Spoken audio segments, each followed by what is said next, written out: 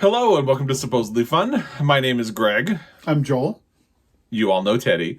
He's been a mainstay of my last two Friday reads, and people have been so happy to have him in them that we figured we should incorporate him in our monthly reading wrap-up for the month of October. Yes. And then I guess we can also talk about whether or not we have plans for October. Oh, he's over me. He wants Joel. Come over. Do you want to go to Daddy? Come on. Or you just want to sit on both of us? Yeah, he likes to sit on both of us. He does like to sit on both of us. So...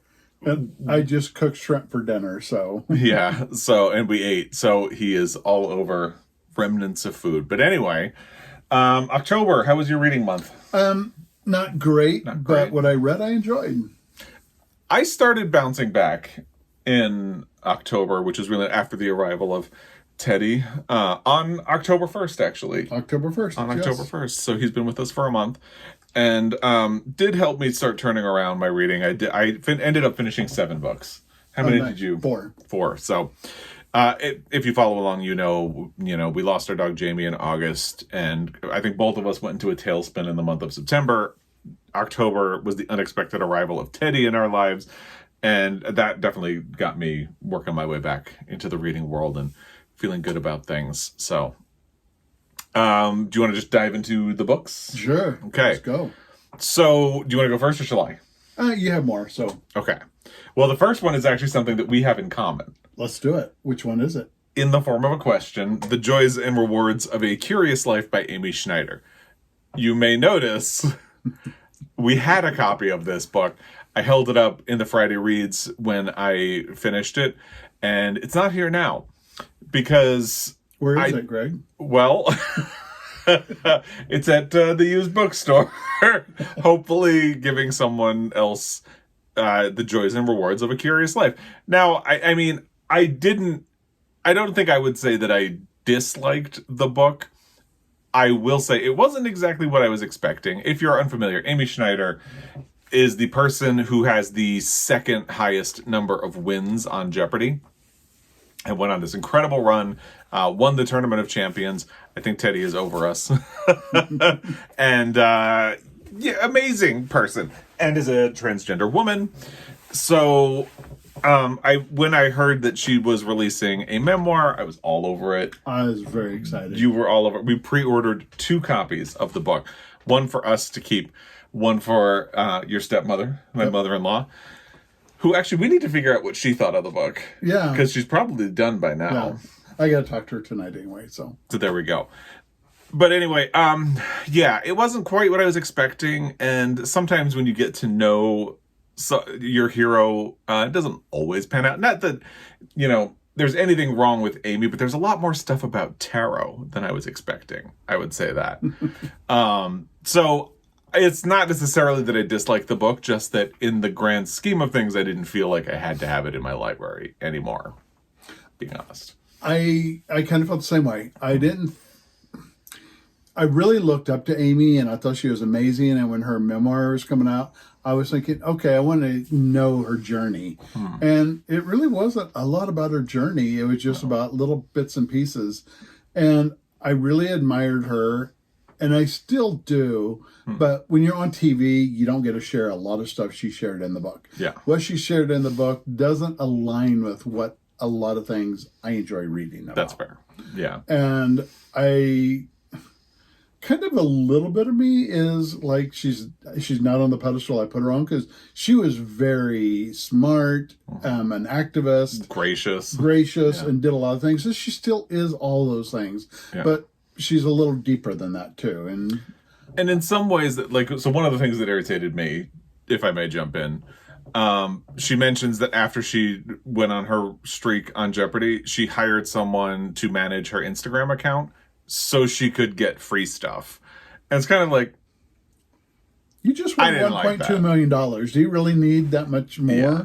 And she even acknowledges, she's like, it's weird that the people who can afford it get the free stuff, but she also wanted the free stuff. So, there are little things like that. Yeah. So, yeah. So, yeah. I interrupted your thought. I'm sorry. No. Yeah. I'm okay if you want to do drugs. It's not my thing. And she goes into a large amount of the drug use she does do. Including psychedelics. And that's just, I don't want to read about that. Yeah. But, And I didn't know this, but into polygamy. yeah. Or polyamory. Polyamory, not polygamy. Not polygamy, sorry. And, you know, I'm okay for that too, if that's what you want, not what I want. Yeah. So, yeah. So but she had an interesting life. Yes, she has. And I would still support her if she showed up on Jeopardy. It just, again, you know, didn't feel like it was a book that I needed to keep in my library. Love Jeopardy, Amy. I'm okay with Amy Schneider. I could conceivably get drinks with the real Amy. Yeah. Maybe. Yeah. But I don't think there would be a friendship there. Yeah. Drop some mushrooms, have a martini. No. Can you imagine? No. No.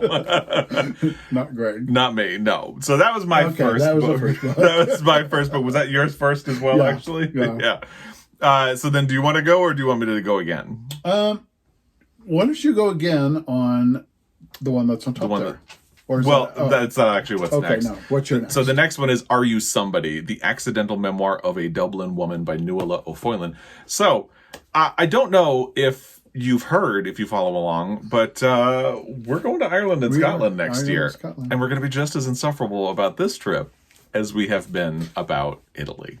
In case you're new, we went to Italy last year. Italy. Yeah. It was great. Loved it. And you will hear about it. So I wanted to read, and I didn't do this for Italy, and I don't know why, but I really want to read some Irish and Scottish authors before we go. I went through and created a whole list, got a lot of great recommendations from people. Thank you. Nuala O'Foylan is an author that I had heard of because she wrote a fiction book when I first worked at Borders, and I didn't realize she had written a memoir, and it sounded really interesting, and I read it, and I really enjoyed it. I think there are some instances where it's a little trickier than it should be, and it kind of invites you in but keeps you at a distance in some cases. Like toward the end, she has a lesbian relationship, but she doesn't name it as a lesbian relationship, and she doesn't reflect on what it means for her sexuality or her life, or if it's different, because she'd had a lot of failed relationships with men. And I was like, I have so many questions, and that's not judgmental questions. It's like I genuinely want to know more about this, and it didn't. So there were some aspects that were a little frustrating. However, it was a really great book to kick off Irish reading for our trip, because it's a sort of a feminist perspective on Ireland. It does go through a lot of history, although she was out of the country while the Troubles were happening, and that is something she reflects on a lot, because she was able to distance herself from what was going on, and then kind of later was kind of like, how was I even able to do that? But it was a really interesting memoir. I like memoirs where somebody is really genuinely grappling with who they are, how they got to be, and it feels very honest, and it does have a lot of that. So I enjoyed it. And that was my next book. Awesome. Yeah. And sounds good. And a really fun name to say, Nuala O'Foylan. O'Foylan. Awesome. Yeah. I did read one Italian book before Italy, but it was One Italian Summer is a fiction. But it was kind of cool because everywhere we walked in Positano, she wrote about. So. Did you know we were in Positano? so my next book, before we get to Insufferable. Okay. What? No, I was just going to say, but even then, that was a book by an American author. Yeah. Set in Italy. We didn't seek out like Italian authors before we went. I don't know why I didn't think to do that. But anyway, what was your book? My book is The Ghosts of Caribou by Alice Henderson. It's the third in a series. I did the Wolverines, then I did the polar bears, and then the third was the Caribou. It's about a woman who is a conservationist and travels to these places to study the animals. Alex Carter is the doctor doing all this, and she gets some really interesting things going on.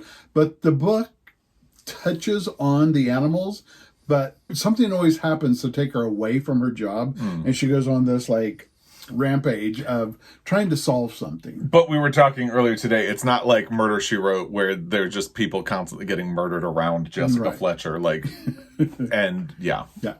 So, so she goes on and does these things. She does a lot of, you would think, extremist things, but her mother trained her to be kind of a survival and extremist. And so it kind of goes into the whole story. So it works well. But the stories are really fun. I have a good time reading them. I do enjoy the Claire Kells series a little bit better. I'm waiting for the next one there. Hi. And but is a good read. I think it's a Montana Roots author. I think so, because I think she's on the local author table at Book Exchange, a local bookstore. It's really good. Local author, national parks, outdoors, animals. I love it all. So it's really good. And Teddy would love it too. So there's a really fun fact at the end. It's not part of the story, so no spoiler. But the Caribou were wiped out by an avalanche up in Banff, Canada, where we got married and we went back for our 10th anniversary. Yeah. So there are no caribou up in the Banff area because one avalanche wiped them all out. Wow. So that's kind of bleak. She does talk about, the writer is a conservationist, and she does write about what it means, even though she doesn't go into it into her stories, but what it means to help some of these animals. So it's interesting in that way when you get to the author's note. So I really enjoyed it. Yeah, it sounds really interesting. I need to catch up to some of your mystery books that you've done this year because they sound fun. They are fun. Yeah. So all right. My next one was Glaciers by Alexis M. Smith. This is a tiny little thing. You could dunk it in your coffee. And I noticed it because I believe it's Tin House was the publisher. I got it from the library, so I don't have it anymore. But they reissued it, and it has this really eye-catching cover, and I was curious, so I went to get it from my library, and it said 2012, so I was like, well, that can't be the book. Well, it is, because it's a reissue, and I hadn't known that. I thought it was new. I really liked it. I would say it's not going to be one of my favorite of the year, if that makes sense, but I did really enjoy it. It's about a woman, sort of a day in her life, but during the day, she has a lot of reflections on her childhood. It's about the passage of time and the way things keep moving forward, and you can't necessarily get them back. She is obsessed with sort of vintage clothing and antique stores. Like, as a child, she really loves buying antique photographs and imagining the lives of the people in the photographs. She is interested in a male coworker of hers, and he seems to be interested in her as well. So that's there isn't really a plot. It just sort of moves along with her day, and that's about how it goes. So I really enjoyed it. Somebody else said that Alexis Smith has another book that is really good as well, and I should check that out because I liked Glaciers enough that I would see what she does next as well. So That was my next one. Where does that take us with you? I think Teddy wants down again. So that takes me to a book I was very, very excited about. So as a lot of you know, in some of my top reads, Endurance, the story of Ernest Shackleton by Alfred Lansing, is one of my absolute favorite books on an Arctic. And I need to read it. So, so real short, in 1915, the Endurance gets stuck in some ice in Antarctica and gets crushed, and they abandon the ship, and the ship goes down underwater. The rest of the book is truly fascinating. But what really kind of got me is we were in a bookstore. Auntie's in Spokane. Yeah. And I saw this book. It's like, oh, this looks interesting. The Ship Beneath the Ice. This is a nonfiction, again, of this expedition that goes and finds the ship that actually sank. So Cold Water and Wood is a... I'll find a picture. I know what you're going to do. Yeah. So Cold Water and Wood. So Cold Water is a preservative for wood. So it's going to really stay intact if it's in extremely cold water. So they have new technology now. They tried in 2019, and they had to abort the mission. Then they tried again in 2022, and they actually found the boat. So there you go. Yeah, the photos are fascinating. There are a lot of really great photos, but I wanted to find, that's the Endurance underneath. So underneath water. So really, really enjoyed that book. It was a lot of fun. Yeah. So when they got to the boat, they made a conscious effort to not take anything from the boat, but photograph and just know it's there and keep it in its original state out of respect for the people. Nobody died on the boat, but they wanted to respect the boat. Yeah. I just saw a beautiful end paper so I wanted to show that as well.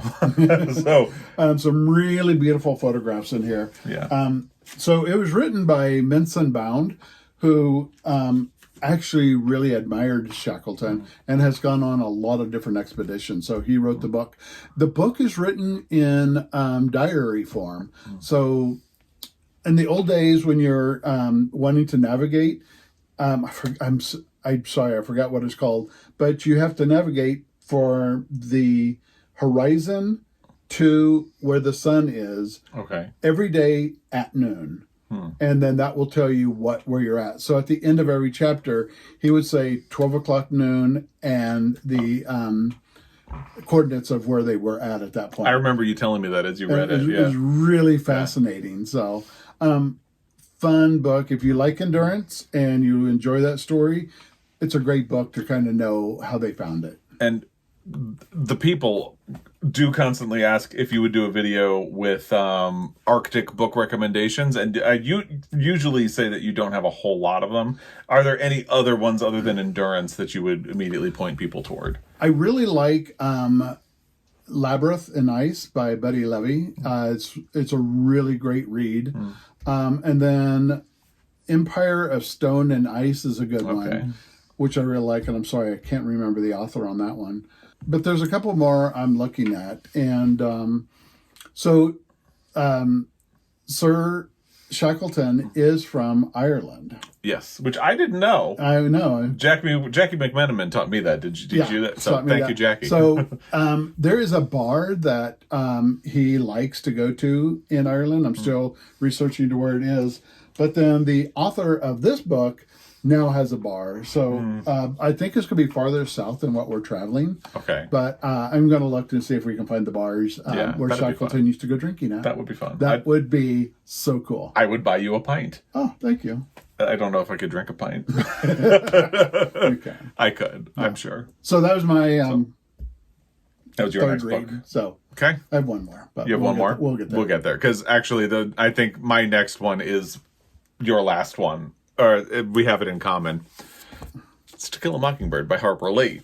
So this I have read several times. I think as I sat down and tried to figure it, I think I had read it at least 5 times before. So this was potentially my 6th, but I think I might have read it another time and maybe forgot. So obviously you can tell I'm a big fan of To Kill a Mockingbird. I really like this book. And I had been looking forward to rereading it as part of my Pulitzer Prize project. I'm reading all of the books that have won a Pulitzer Prize for fiction. If it was a book that I had read before, I am going to try to reread it before doing a whole deep dive on it. I will link my deep dive on To Kill a Mockingbird down below. What really jumped this to the top of my list now was that I heard that Sissy Spacek reads the audio of To Kill a Mockingbird. And I really needed to experience that. And it's so good. It is very good. It was my first time reading.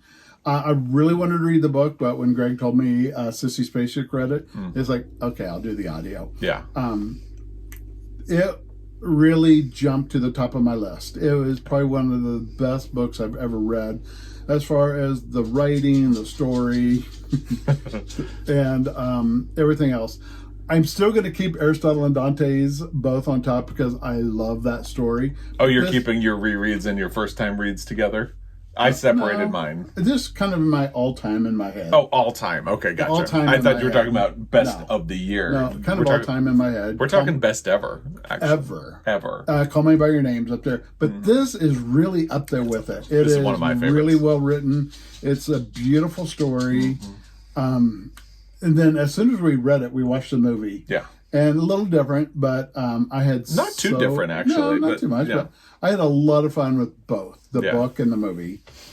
And it's fun, too, because when you watch the movie, it's Robert Duvall's very first film role, and it's a fun one. I will say no more, but it's fun.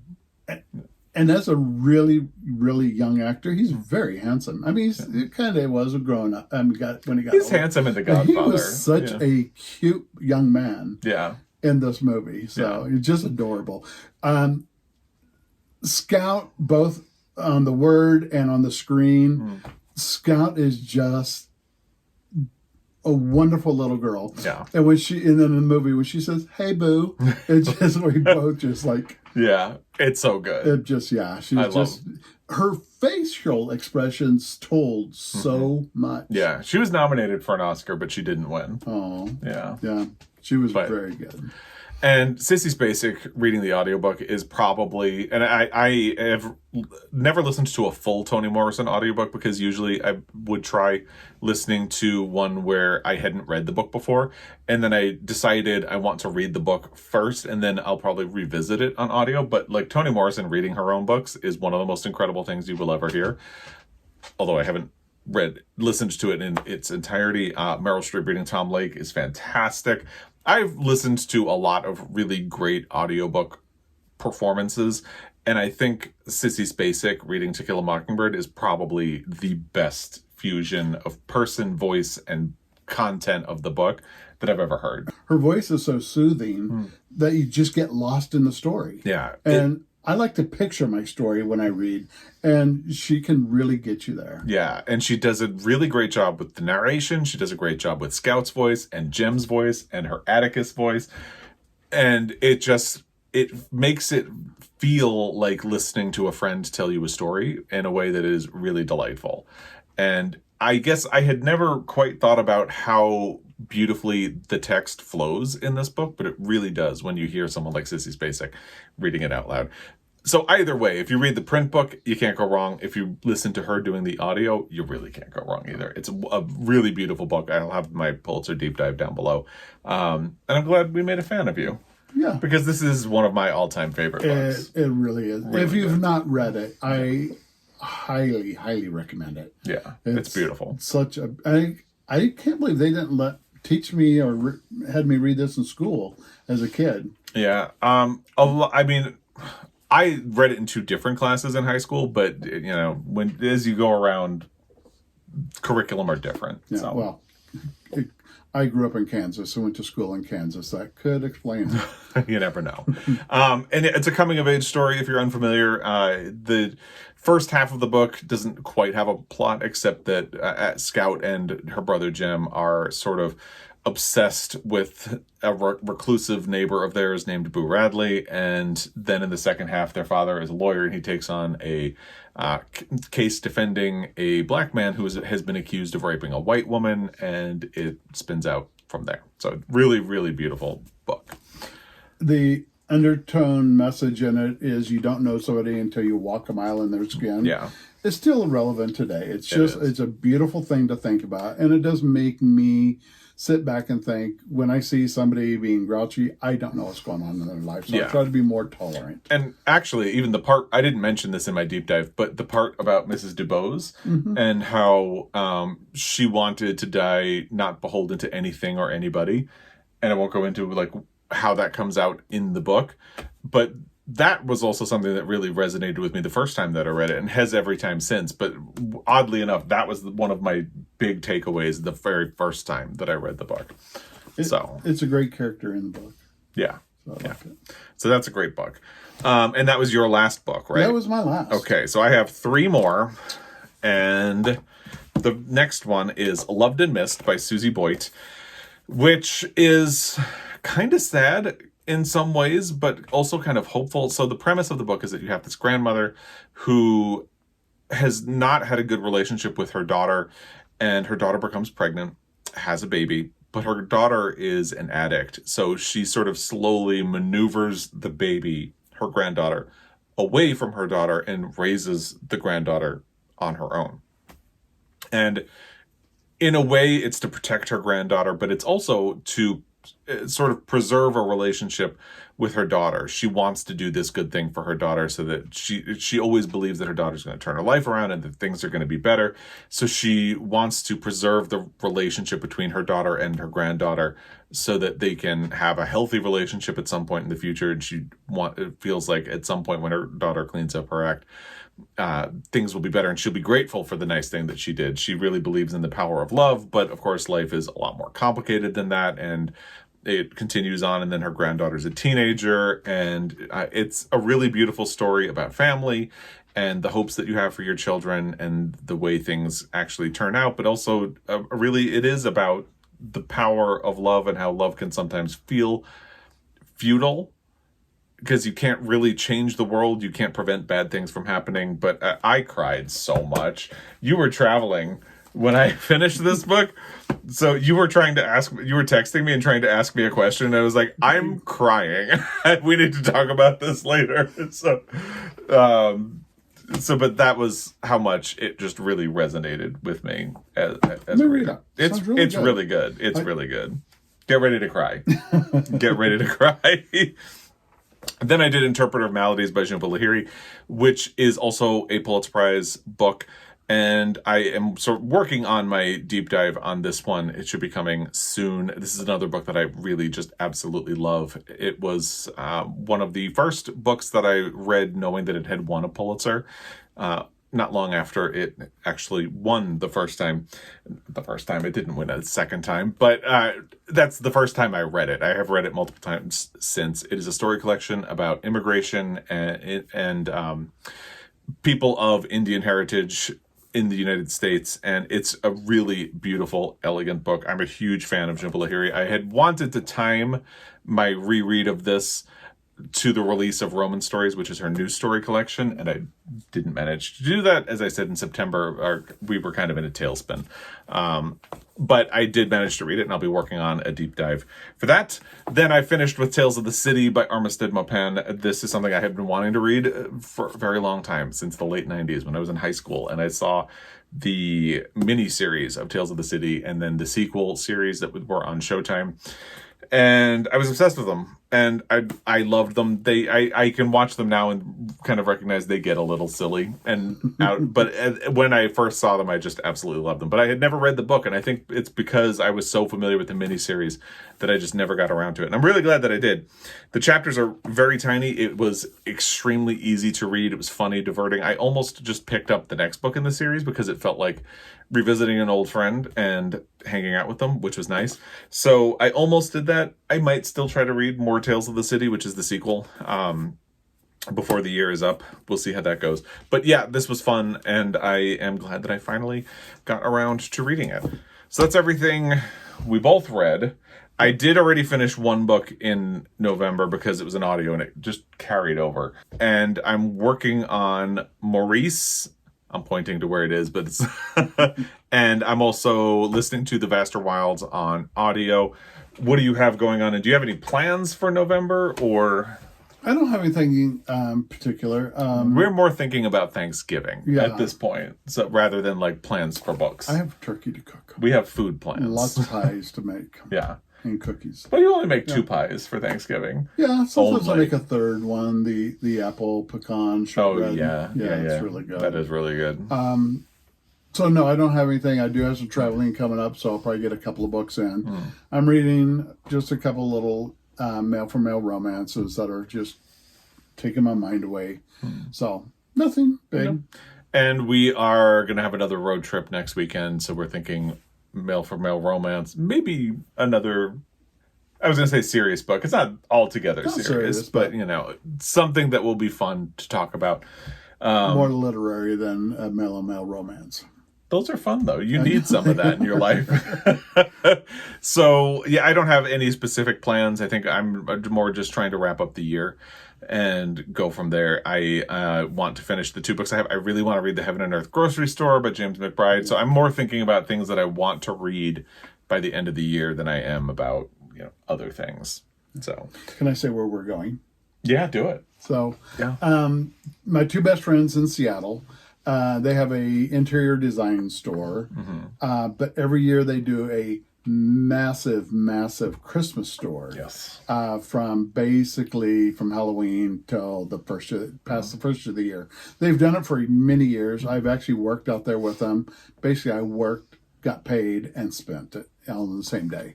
But we're going back for the Christmas store. Greg has never seen it, and it's their last year in business. Yeah. They are going to move to Telluride, and they have a store there as well. I don't know if they're going to do Christmas or not, but his interior design business is going well up there. So they're moving to Colorado, and so we're going to go and enjoy the very last Christmas store. So it's going to be I'm actually themed to what we'll be doing this weekend. It's Christmas, red and green. It is pure, massive joy Christmas. And we get to take Teddy.